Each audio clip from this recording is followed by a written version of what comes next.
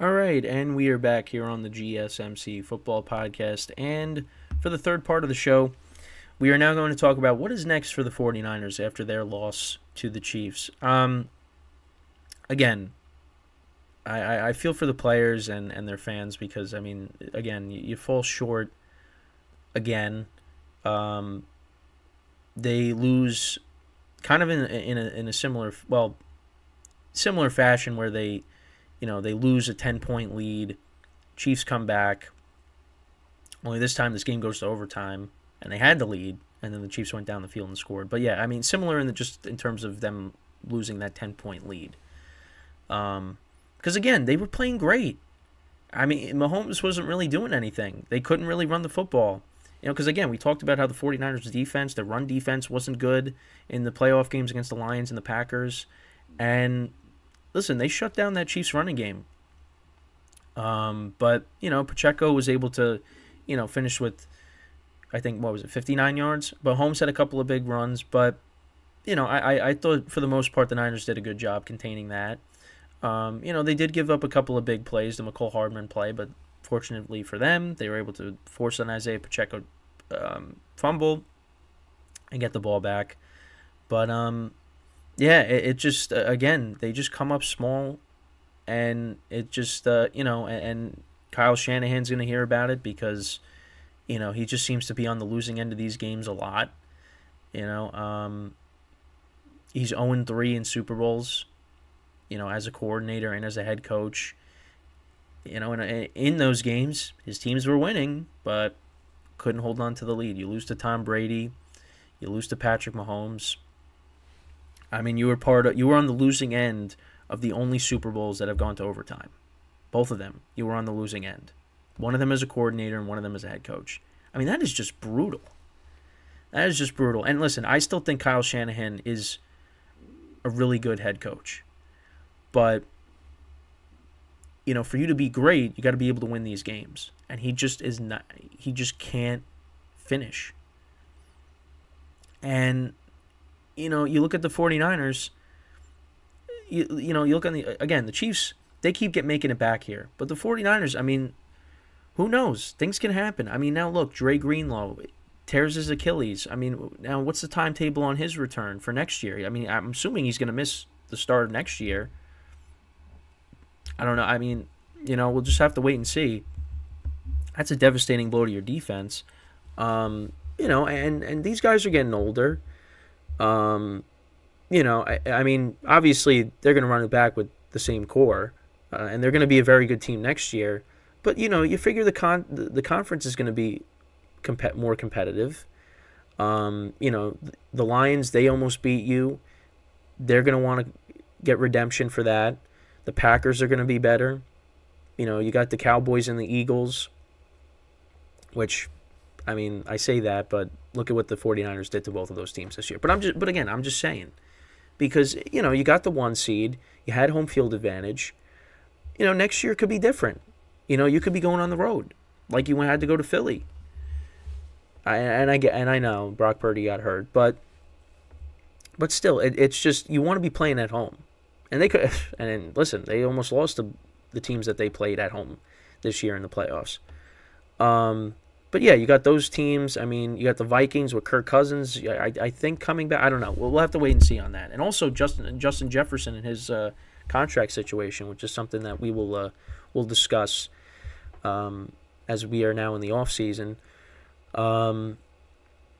Who else? I mean, you look at the NFC South, it will be better, but I mean, the 49ers are better than all those teams. In your own division. I mean, the Cardinals, I think, will be better next year. Again, the 49ers, I mean, I think whatever kind of all season the Cardinals are going to have, I mean, the 49ers, I think, will still be better on paper. The Cardinals got some ways to go, but they'll be better. I mean, you look at the Rams and the Seahawks. I mean, those two teams, because the Rams, listen, not a lot of people thought they were going to be that good this year.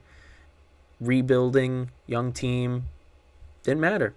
Stafford and Sean McVay and Cooper Kupp to go along with Puka Nacua and Kyron Williams and Aaron Donald on the defensive side of the ball. I mean, they made the playoffs, and they're going to be better. They fixed that defense. I mean, they're going to be right there next year. So you got to worry about them. Seahawks, we'll see. They got a good roster. They need a quarterback. So it's going to be tougher next year. And, I mean, who knows? I mean, are you going to get home field advantage? Are you going to be able to, host playoff? I mean, anything can happen. And unfortunately also, like what happened last night, injuries too. I mean, we saw what happened in 2020. They got ravaged with injuries. So, again, I'm hoping that that doesn't happen because I hate injuries. And obviously when Greenlaw goes down, I mean, that was devastating. Because again, I don't like seeing people get hurt. As many people do. No one likes injuries. It's awful. But again, it's part of the game, unfortunately. And we as fans just got to deal with it.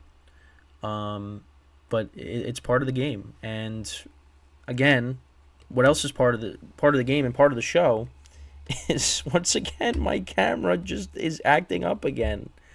I don't know what's going on today. Yeah, so yeah, part of the game, part of the show is my camera acting up. And obviously we're going to fix it. Again, simple fix, but this can't happen. All right, now it just doesn't want to. I don't understand. I don't understand what's happening today, guys. I apologize, but I mean, this is ridiculous. But yeah, it's just unfortunate because again, I want the 49ers to win. All right, there we go. I want the 49ers to win. I want this group of players to win. I think they deserve it. And Brock Purdy put the blame on himself. I mean, listen, I think Brock Purdy is one of the last people you should be blaming. Now, could he have made more plays? Absolutely. There's some throws that he missed. But it also didn't help when, at certain points during the game, he had pressure right in his face. I mean, there was the 3rd and 4 play. I think that was the field goal to put them up 19-16. Pressure in his face. Chiefs were bringing him a blitz. Then I don't know why I said it like that, but yeah, he was getting blitzed, had to get rid of it. They had to kick a field goal, and then in overtime, because I saw in the comments it was like, oh, he had a wide open Brandon Ayuk. Because I mean, again, I missed that. I mean, I saw the play, but I didn't realize it until I watched the highlights. You go back and you watch it. Yeah, Ayuk's wide open, but Purdy didn't see him because Purdy's got all that pressure coming at him. So then they had to kick the field goal in overtime. Yeah, it stinks when you get to this point, and they've gotten here a bunch of times now. Conference championships, the Super Bowl, against the Chiefs, and they fall short. But, I mean, I would not place the significant blame on Brock Purdy. I mean, I honestly, for me personally, like, I know people are blaming Shanahan too, and yeah, but I mean, you look at some of the things that happened. I mean, is it Shanahan's fault that they muffed the punt on special teams that set up the Mahomes touchdown? Like, how you can't blame that on Shanahan? Is it Shanahan's fault that Jake Moody's extra point got blocked? It's like those 2 plays right there, you could look at them and say they costed the 49ers the game. Because the defense was containing Mahomes and that offense. But they capitalized on their mistakes. And instead of the Chiefs having to go down and get 7, all they had to do was get 3 to tie the game. It just... Jake Moody hits that extra point. If that doesn't get blocked, changes the whole complexion of the game. Chiefs have to go down and get 7, which, I mean, the way they were playing in the second half, maybe they do get 7, and then we're having a different conversation. That game ends in regulation. But yeah, I don't know. I mean, they were running the ball with McCaffrey. I mean, McCaffrey was the game plan, and he had a big game. I don't know. For me, I can't really say I can't really blame. I mean, I guess you blame special teams, Ray McLeod for muffing the punt. I just I can't really put the blame on, the head coach. I mean, again, I mean, you lose a 10-point lead, but I don't know. It's just, I guess, like, with Kittle, and I know Debo was in and out because he was dealing with the hamstring injury, and Kittle was hurt, but I don't know. I guess get the ball to them more. I don't know. I don't know. I mean, because Jawan Jennings was making plays. I mean, you saw. I mean, earlier in the game, Brock Purdy. I mean, yeah, we talk about his Avengers, supporting cast. He was throwing to Chris Conley and Ray McLeod. Made a couple of good throws to them. But yeah, I don't know.